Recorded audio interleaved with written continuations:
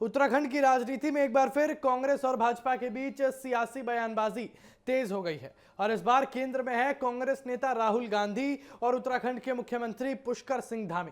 नैनीताल दौरे पर पहुंचे मुख्यमंत्री धामी ने राहुल गांधी पर जमकर निशाना साधा और कहा कि देश में उनकी बातों को गंभीरता से नहीं लिया जाता। और धामी के इस बयान के बाद राजनीतिक गलियारों में नई बहस छिड़ गई है। दरअसल मुख्यमंत्री पुष्कर सिंह धामी अपने निर्धारित कार्यक्रम के तहत नैनीताल पहुंचे थे, जहां उन्होंने भाजपा कार्यकर्ताओं और पदाधिकारियों के साथ बैठक की और इस बैठक में संगठन की मजबूती, सरकार की उपलब्धियों और आगामी चुनावी रणनीति पर चर्चा की गई।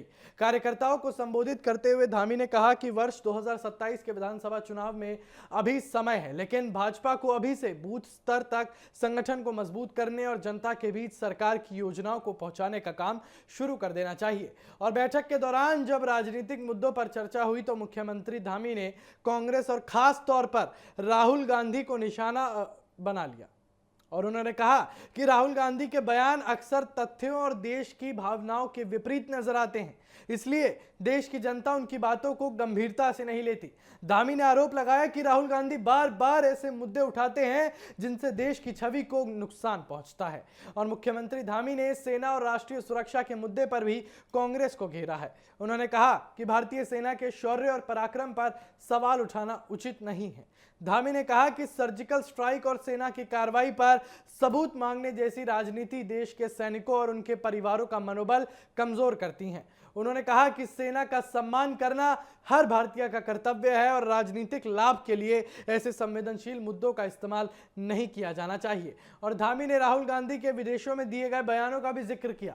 उन्होंने कहा कि अंतर्राष्ट्रीय मंचों पर भारत की लोकतांत्रिक ताकत और उपलब्धियों को मजबूती से रखना चाहिए। उनके अनुसार देश की छवि को कमजोर करने वाले बयान भारत के हित में नहीं है और भाजपा लंबे समय से राहुल गांधी पर विदेशों में भारत की आलोचना करने का आरोप लगाती रही है। और धामी ने भी इस मुद्दे को जो है वो दोहराया है। हालांकि मुख्यमंत्री धामी का यह दौरा केवल राजनीतिक बयानबाजी तक सीमित नहीं रहा। उन्होंने नैनीताल और कैंची धाम क्षेत्र में बढ़ती ट्रैफिक समस्या पर भी चिंता जताई।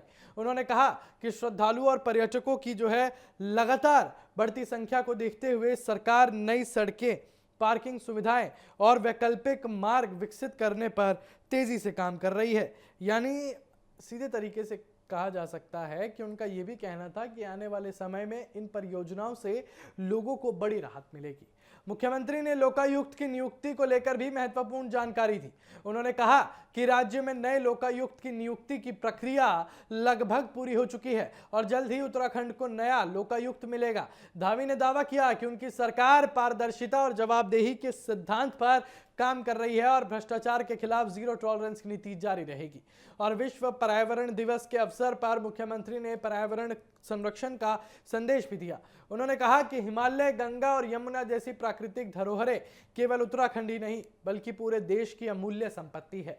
उन्होंने लोगों से पर्यावरण संरक्षण में सक्रिय भूमिका निभाने की अपील की और कहा कि आने वाले पीढ़ियों के लिए स्वच्छ और सुरक्षित पर्यावरण छोड़ना हम सभी की जिम्मेदारी है।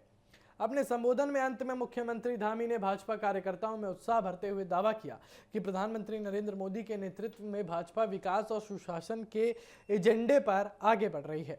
उन्होंने कार्यकर्ताओं से जनता के बीच लगातार सक्रिय रहने का आश्वासन दिया और ये भी कहा कि विश्वास भी जताया। साफी तौर पर हम आपको बता दें कि यहाँ पर उन्होंने विश्वास भी जताया कि 2027 के विधानसभा चुनाव में भाजपा एक बार फिर जनता का आशीर्वाद हासिल करेगी। वहीं राहुल गांधी पर उनके तीखे हमलों ने उत्तराखंड की राजनीति में नया सियासी तापमान पैदा कर दिया है और आने वाले दिनों में इस बयान पर कांग्रेस की प्रतिक्रिया भी चर्चा का विषय बनी रह सकती है।